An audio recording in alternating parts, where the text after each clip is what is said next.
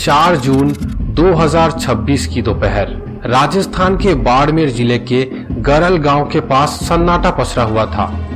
गांव के बाहर बसे एक सुनसान खेत में जब खेत का मालिक अपने रोजमर्रा के काम के लिए पहुंचता है तो वहां पर एक पानी की टंकी की तरफ उसका ध्यान जाता है। पानी की सतह पर कुछ तैर रहा था। जब वो इंसान गौर से उसे देखता है तो उसके होश उड़ जाते हैं, क्योंकि पानी की सतह पर कुछ और नहीं, एक इंसान का बेजान बॉडी तैर रहा था।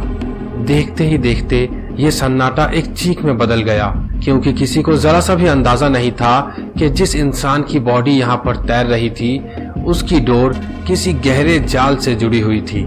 आखिर कौन था ये शख्स?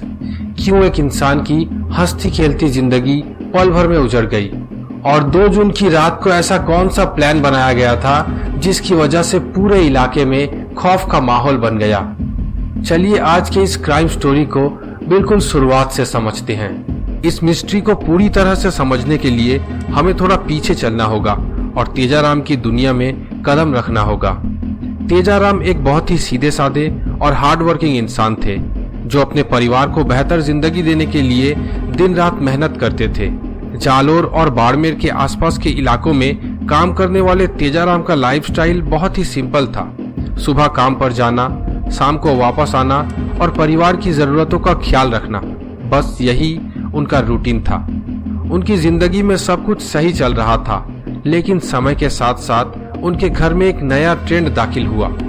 तेजाराम की पत्नी नेतल एक मॉडर्न और एम्बिशियस सोच रखने वाली महिला थी। उसे डिजिटल वर्ल्ड और सोशल मीडिया का बहुत शौक था। धीरे धीरे नेतल ने इंस्टाग्राम पर अपने वीडियोस और रील्स बनाना शुरू किया। उसकी पर्सनालिटी और प्रेजेंटेशन स्टाइल को लोगों ने काफी पसंद किया और देखते ही देखते उसके इंस्टाग्राम अकाउंट पर 42,000 से भी ज्यादा फॉलोअर्स हो गए। वो इलाके में एक जानी मानी सोशल मीडिया इन्फ्लुएंसर बन चुकी थी।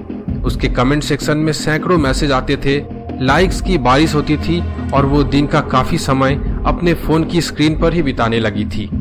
शुरुआत में तो तेजाराम ने अपनी पत्नी की इस पैशन को एक नॉर्मल बात समझा। उन्हें लगता था कि अगर उनकी पत्नी को इसमें खुशी मिलती है और लोग उसकी तारीफ करते हैं तो इसमें कोई प्रॉब्लम नहीं है। घर का माहौल अच्छा था, बच्चों की हंसी खुशी थी और एक आम मिडिल क्लास फैमिली की तरह उनका जीवन आराम से कट रहा था। वर्चुअल वर्ल्ड की ये चमक धमक अक्सर असली रिश्तों की सच्चाई पर भारी पड़ने लगती है।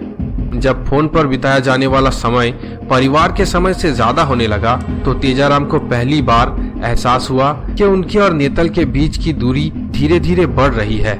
सोशल मीडिया पर फॉलोअर्स बढ़ने के साथ साथ नेतल के पास अनजान लोगों के मैसेजेस की कतार लगी थी। इसी दौरान उसके कमेंट बॉक्स और डायरेक्ट मैसेजेस में एक नए इंसान की एंट्री होती है, जिसका नाम था गुमान सिंह। गुमान सिंह धोरीमन्ना इलाके का रहने वाला एक लोकल टैक्सी ड्राइवर था। सोशल मीडिया पर एक्टिव रहने वाले गुमान सिंह ने जब नेतल की प्रोफाइल देखी तो उसने बातचीत शुरू करने में देर नहीं की। धीरे धीरे कमेंट से शुरू हुई ये बात पर्सनल मैसेजेस और फिर कॉल्स तक पहुंच गई। गुमान सिंह और नेतल का रिश्ता देखते ही देखते काफी क्लोज हो गया। नेतल अब घंटों फोन पर गुमान सिंह से बातें करने लगी। वो अपने घर परिवार और अपनी जिम्मेदारियों से कटने लगी। जब भी तेजाराम काम से घर लौटते तो अक्सर नेतल को फोन पर बिजी पाते। जब तेजाराम ने इस बात को नोटिस किया और सवाल पूछे तो घर में बहस और तनाव का माहौल बन गया। तेजाराम ने बेहद शांति से नेतल को समझाने की कोशिश की कि वो गुमान सिंह जैसे अनजान इंसानों से दूरी बनाए रखे और अपनी शादीशुदा जिंदगी पर ध्यान दे। लेकिन नेतल की नजर पर सोशल मीडिया का खुमार और गुमान सिंह का अट्रैक्शन इतना हावी हो चुका था कि उसे पति की कोई भी सलाह एक प्रॉब्लम लगने लगी। दिन बीतते गए और तेजाराम और नेतल के बीच के झगड़े बढ़ते चले गए। तेजाराम को इस बात का पूरा शक हो चुका था कि नेतल और गुमान सिंह के बीच कुछ ऐसा चल रहा है जो उनके परिवार के लिए खतरनाक है। तेजाराम ने नेतल को सख्त हिदायत दी कि वो गुमान सिंह से अपनी सारी बातचीत खत्म कर दे, लेकिन नेतल और गुमान सिंह ने कुछ और ही प्लान बना रखा था। दोनों को लगने लगा कि तेजाराम उनके रास्ते का सबसे बड़ा रोड़ा है और अगर उन्हें बिना किसी डर के साथ रहना है तो तेजाराम को रास्ते से हटाना ही पड़ेगा। 2 जून की तारीख इस कहानी का सबसे डार्क टर्निंग पॉइंट। इस दिन नेतल ने एक बहुत ही चालाकी से भरी साजिश को अंजाम देना शुरू किया। उसने तेजाराम को फोन किया और बेहद इमोशनल और पैनिक होकर कहा कि वो उससे पूरी तरह परेशान हो चुकी है। अब वो इस शादी में नहीं रह सकती और हमेशा हमेशा के लिए घर छोड़कर जा रही है। इतना बोलने के तुरंत बाद नेतल ने अपना फोन बंद कर दिया। तेजाराम उस वक्त जालोर में थे। पत्नी का ऐसा फोन आते ही उनके पैरों तले जमीन खिसक गई। वो बेहद परेशान और पैनिक हो गए। उन्हें लगा कि शायद नेतल कोई बड़ा कदम न उठा ले या किसी मुसीबत में ना पड़ जाए। तेजाराम तुरंत अपना सारा काम छोड़कर जालोर से बाड़मेर के लिए निकल पड़े। वो रास्ते भर नेतल के नंबर पर कॉल करते रहे, लेकिन हर बार एक ही टोन सुनाई देती, the number you are trying to reach is switched off. जब नेतल से कोई कांटेक्ट नहीं हो पाया तो तेजाराम की सोच सीधे गुमान सिंह पर गई। उन्हें लगा कि शायद गुमान सिंह को पता हो कि नेतल कहाँ है। तेजाराम ने बिना ये सोचे कि वो सीधे अपने दुश्मन के बनाए जाल में कदम रख रहे हैं, गुमान सिंह का नंबर डायल किया। फोन बजता है और दूसरी तरफ से गुमान सिंह की आवाज आती है। गुमान सिंह ने बहुत ही मासूम और मददगार बनने का नाटक किया। उसने तेजाराम से कहा, आप बिल्कुल चिंता मत कीजिए भैया, आप धोरी मन ना आ जाइए, हम दोनों बैठकर बात करते हैं और आपकी पत्नी को ढूंढने का कोई ना कोई रास्ता निकालते हैं। निराश और परेशान तेजाराम ने गुमान सिंह की बातों पर भरोसा कर लिया और वे 2 जून की शाम को सीधे धोरी मन्ना पहुंच गए। वहां गुमान सिंह अपनी टैक्सी लेकर उनका इंतजार कर रहा था। उसने तेजाराम को बहुत ही मीठी मीठी बातों में उलझाया और उसने कहा कि दिमाग शांत करने के लिए थोड़ा बैठते हैं। गुमान सिंह ने धोरी मन्ना में तेजाराम को शराब पिलाई। जो पहले से ही दिमागी तौर पर बहुत टूट चुके थे, वो गुमान सिंह के इस ड्रिंक ऑफर को मना नहीं कर पाए। जैसे जैसे रात ढलती गई, तेजाराम पर नशा हावी हो गया और वो अपनी सुध-बुध खोने लगे। जब गुमान सिंह को यकीन हो गया कि अब तेजाराम पूरी तरह से बेबस हो चुके हैं और अपना बचाव करने की हालत में नहीं है, तो उसने अपना असली रंग दिखाया। उसने तेजाराम को अपनी टैक्सी में बिठाया और सुनसान रास्ते से होते हुए मालपुरा फाटा के पास एक बेहद अलग थलग खेत की तरफ बढ़ गया। खेत में सन्नाटा पसरा हुआ था और दूर दूर तक कोई देखने वाला नहीं था। वहाँ एक बड़ा पानी का टैंक बना हुआ था। गुमान सिंह ने बड़ी ही बेरहमी से नशे में धुत तेजाराम को उस पानी से भरे टैंक के अंदर ढकेल दिया। तेजाराम को संभलने का मौका तक नहीं मिला और पानी के अंदर ही उनका जीवन समाप्त हो गया। इस खौफनाक वारदात को अंजाम देने के बाद गुमान सिंह ने सबूत मिटाने की कोशिश की। उसने तेजाराम का मोबाइल फोन और उनका बैग खेत के बाहर झाड़ियों में फेंक दिया ताकि किसी को कोई सुराग न मिल सके, और फिर अपनी टैक्सी लेकर वहां से रफू चक्कर हो गया। अगले 2 दिनों तक तेजाराम का कोई अता पता नहीं था। परिवार वाले परेशान थे, लेकिन किसी को अंदाजा तक नहीं था कि इतना बड़ा हादसा हो चुका है। 4 जून की शाम को जब खेत मालिक वहां पहुंचा और उसने टैंक के अंदर तेजाराम की बॉडी देखी, तो पूरे बाड़मेर में तहलका मच गया और पुलिस को तुरंत इन्फॉर्म किया गया। घटनास्थल पर बाड़मेर के डीएसपी रमेश कुमार शर्मा और उनकी इन्वेस्टिगेशन टीम पहुंची। क्राइम सीन को सील कर दिया गया। शुरुआती देखने में मामला पूरी तरह से एक सस्पिशियस एक्सीडेंट या सोची समझी साजिश लग रही थी।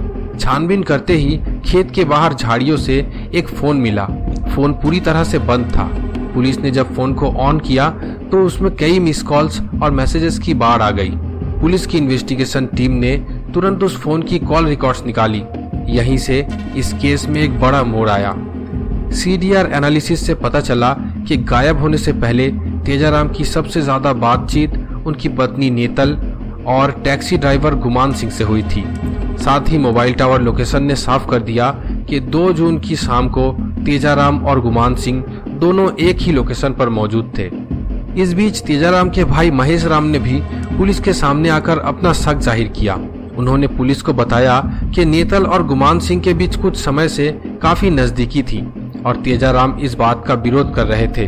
पुलिस के पास अब टेक्निकल एविडेंस भी थे और एक मजबूत सस्पेक्ट लिस्ट भी। बिना देर किए पुलिस की एक स्पेशल टीम ने गुमान सिंह और नेतल दोनों को हिरासत में ले लिया और पूछताछ के लिए थाने ले गए। डीएसपी रमेश कुमार शर्मा और उनकी स्पेशल इन्वेस्टिगेशन टीम के सामने अब 2 ऐसे चेहरे बैठे थे जो शुरुआत में खुद को पूरी तरह मासूम दिखाने की कोशिश कर रहे थे।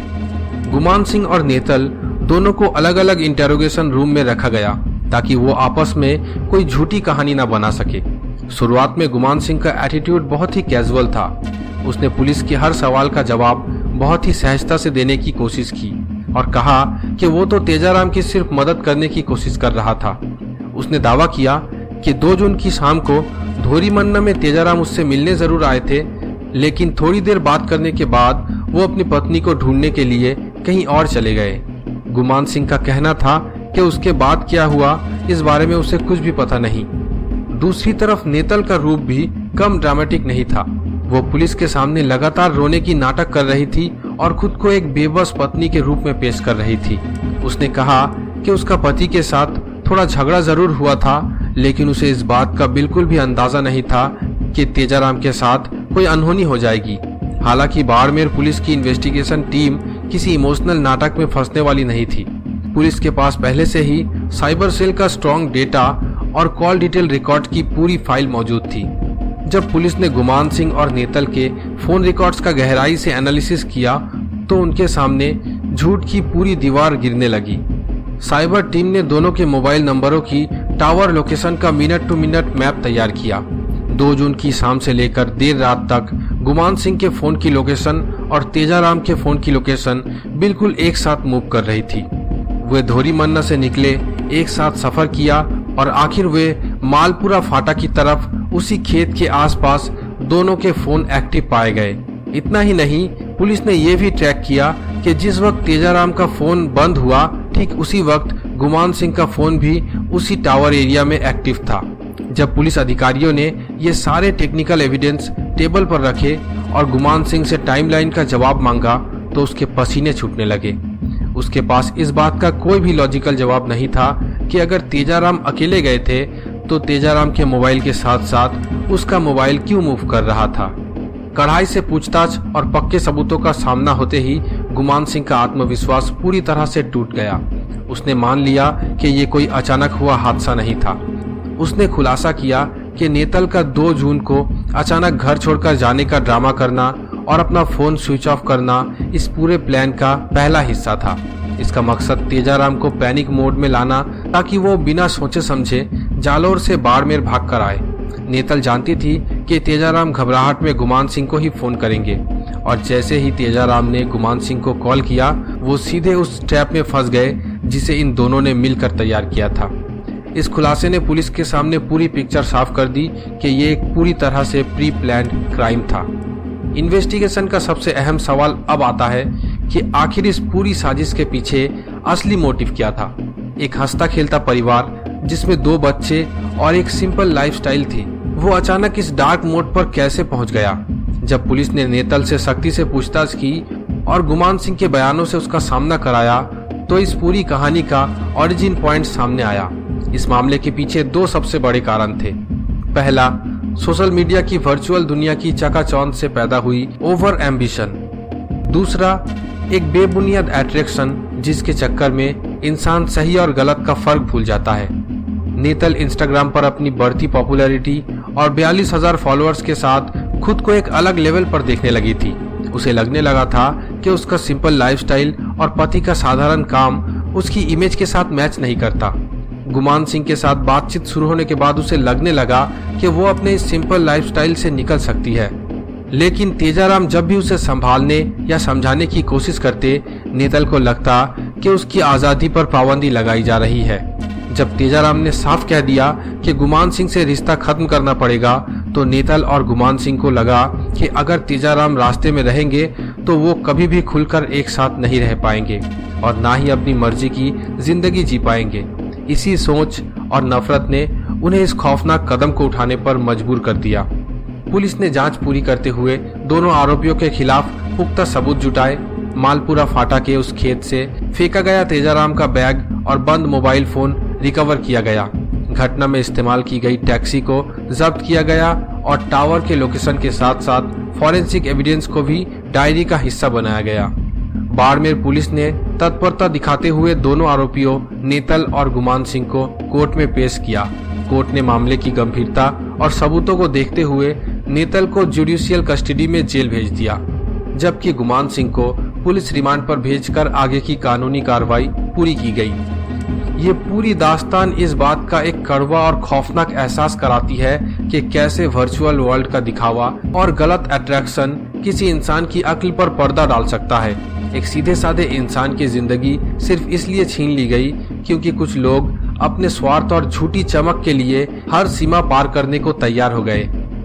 दोस्तों, बाड़मेर की ये सच्ची घटना हमें बताती है कि कभी कभी सोशल मीडिया की ये चमक धमक वाली वर्चुअल दुनिया हमारी असली जिंदगी को बर्बाद कर देती है। तेजाराम के साथ जो भी हुआ ये बहुत ही दुखद और दिल दहला देने वाली घटना थी। दोस्तों, अगर आपको हमारी वीडियोस पसंद आ रही है तो हमारे चैनल को सब्सक्राइब करना बिल्कुल भी ना भूलें और वीडियो को लाइक करके अपने दोस्तों के साथ भी इस वीडियो को शेयर जरूर करें। मिलते हैं आप सभी से एक नई वीडियो में एक और नए क्राइम स्टोरी के साथ।